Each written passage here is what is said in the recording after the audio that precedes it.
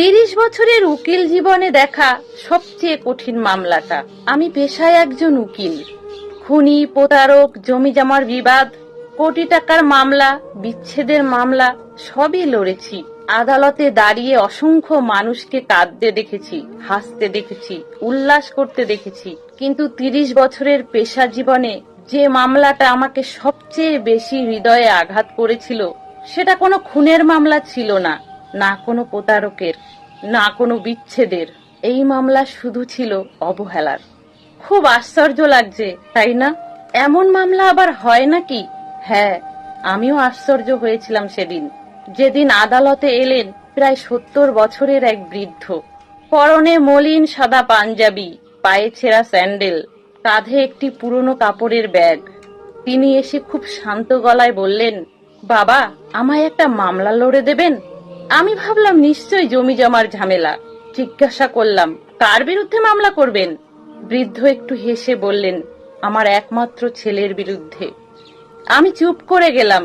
তিনি ব্যাগ থেকে কিছু কাগজপত্র বের করলেন। সেখানে দেখা গেল জমি, বাড়ি, ব্যাংকের কিছু সঞ্চয় সবকিছু কয়েক বছর আগেই ছেলের নামে লিখে দিয়েছে। আমি বললাম, তাহলে সমস্যা কোথায়? বৃদ্ধের উত্তরটা আজও আমার কানে বাজে।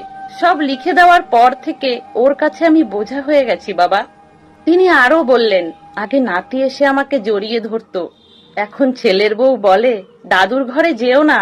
আগে সবার সাথে একসঙ্গে খেতাম, এখন আমার খাবারটা দরজার বাইরে রেখে দেওয়া হয়।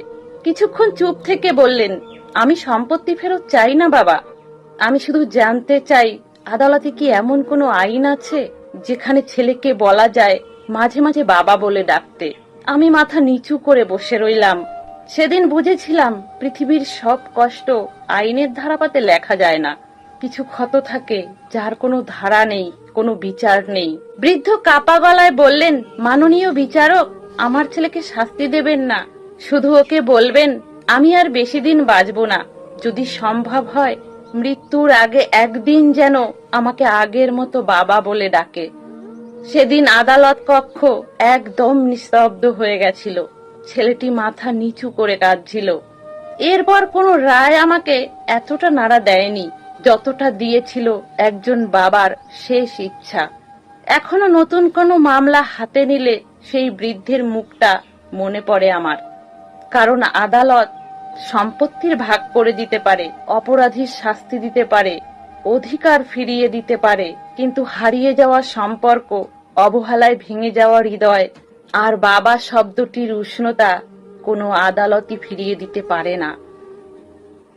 তাহলে বন্ধুরা, গল্পটা যদি আপনাদের ভালো লাগে তাহলে প্লিজ লাইক করে দেবেন, সাথে কমেন্টে আপনাদের সুন্দর মতামত জানাবেন।